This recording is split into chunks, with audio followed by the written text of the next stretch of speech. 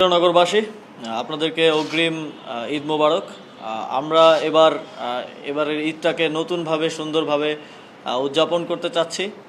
জুলাই গণঅভ্যুত্থানের পরে যেহেতু নতুন বাংলাদেশের কথা আমরা বলছি, সেই নতুন বাংলাদেশে আমাদের ঈদ আয়োজনটা আমরা যেভাবে দেখে আসছি, যত দিন যাচ্ছে ঈদের আয়োজনটা তত বেশি কালেকটিভ থেকে, সামাজিক থেকে সরে গিয়ে এটা অনেকটা ব্যক্তিগত কিংবা পারিবারিক উৎসবে রূপান্তরিত হচ্ছে এবং অনেকটাই আমরা দেখা যায় ঈদের দিন টিভি দেখে কিংবা ঘুমিয়ে কাটাচ্ছে, বিশেষ করে আমাদের জেনারেশন।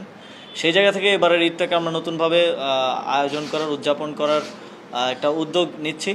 ঢাকা উত্তর সিটি কর্পোরেশনের উদ্যোগে আমাদের বাণিজ্য মেলার যে পুরাতন মাঠ আছে সেখানে এবার কেন্দ্রীয়ভাবে ঈদের জামাত অনুষ্ঠিত হবে এবং সেখানে ঠিক আমাদের যেভাবে গ্রামের ঈদগাহের পাশে ছোট করে মেলা থাকে, যেখানে বাচ্চারা কিংবা শিশু কিশোররা সেখানে কেনাকাটা করে এবং ঈদ উদযাপন করে, সেরকম মেলার আয়োজন থাকবে।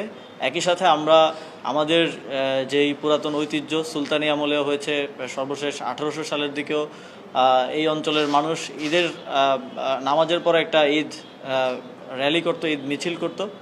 আমরা সেই ঐতিহ্যকে আবার রিভাইভ করতে চাই। আমরা এবারের ঈদের নামাজের পর, জামাতের পর একটা ঈদ র্যালি আয়োজন করব, একটা বর্ণাঢ্য ঈদ আনন্দ মিছিল, এবং সেই আয়োজনে নগরবাসীকে আমরা আহ্বান জানাচ্ছি, আসুন এবার আমরা একসাথে আমাদের ঈদের আনন্দ ভাগাভাগি করে নেই, সবাই ঈদে একসাথে ঈদের নামাজ আদায় করি এবং যে ঈদ আনন্দ মিছিল, সেই আনন্দ মিছিলে অংশগ্রহণ করি এবং আনন্দ মিছিলের পরবর্তীতে আমাদের একটা সাংস্কৃতিক অনুষ্ঠানেরও আয়োজন থাকবে। সংস্কৃতি মন্ত্রণালয়ের সাথে আমরা সে বিষয়ে কথা বলছি।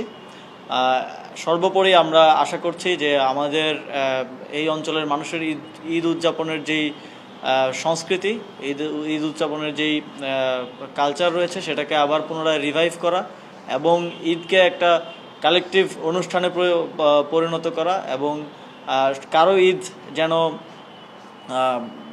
বোরিংভাবে না কাটে, কারো ঈদ যেন ঘরে বসে ঘুমিয়ে কিংবা টিভি দেখে না কাটে, সবাই যেন একসাথে আমরা ঈদকে সুন্দরভাবে আয়োজন করতে পারি।